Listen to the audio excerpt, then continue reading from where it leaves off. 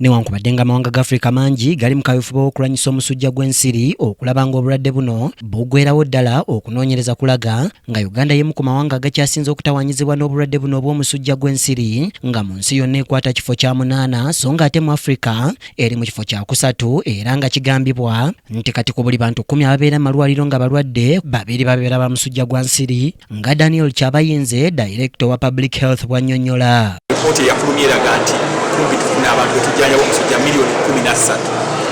Kaakati ate bw'abantu bafa mu nsi yonna omusujja gw'ensiri, Uganda ekwata kifo kya 8, ate ng'enteekateeka yaffe yagamba nti wetunaatuukira mu mwaka gwa 2030 tujja kuba tumazeewo abantu bonna okufa n'omusujja gw'ensiri. N'olwekyo twetaaga abakugu batunyunyune biki bye tulina okuteeka mu mukola. Ate bw'ogenda mu woodi ebitanda 12 biriko omulwadde alwadde omusujja gw'ensiri, ate ekizibu abafa omuntu omu ku buli 10 abafudde omusujja gw'ensiri.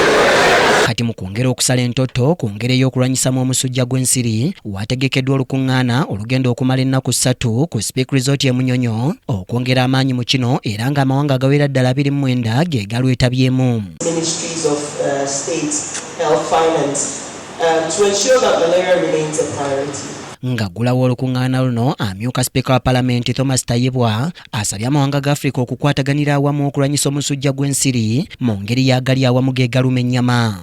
I think it's the high time that we came out and we rethink this strategy. We come in, the effort you're putting in, we try to match it with the resources required. Because you guys are doing a fantastic job. You're the frontline people. Because these are the issues we should be discussing. On how we should focus on problems that affect us as continents. When the donors, when their budgets went down, we stepped up as a government of Uganda.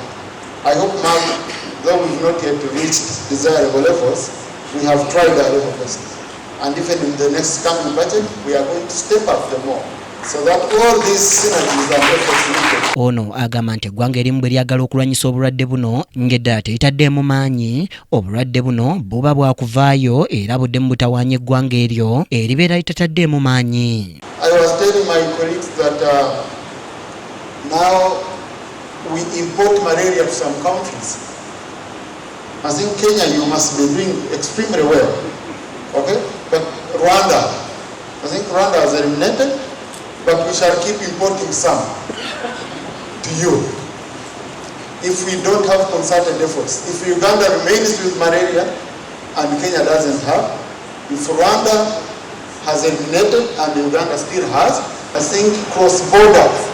Margaret Muhanga, Minisita omubeezi w'ebyobulamu, alambuludde ku ngeri ez'enjawulo ezikoleddwa gavumenti okulwanyisa omusujja gw'ensiri omuli n'okugaba obutimba bw'ensiri, kyokka ng'agamba nti bannansi bangi babikozesa mu byabwe mu kifo kye ekyekituufu era abalabudde. Tulina strategies zetulwanyisaamu buli omusujja gw'ensiri.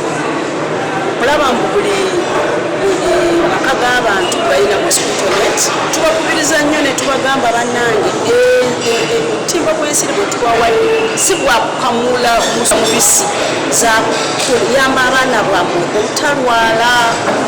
Kati gwogenda gikamuza mubisi sinzirale noleka omwana wo n'alwala, kati n'omubisi sente zogenda kujjamu zijja kubeera ntono okusingako ziri zogenda kukozesa okujjanjaba omwana. Kyambadde Shadrack Joshua, KTV Amalindire.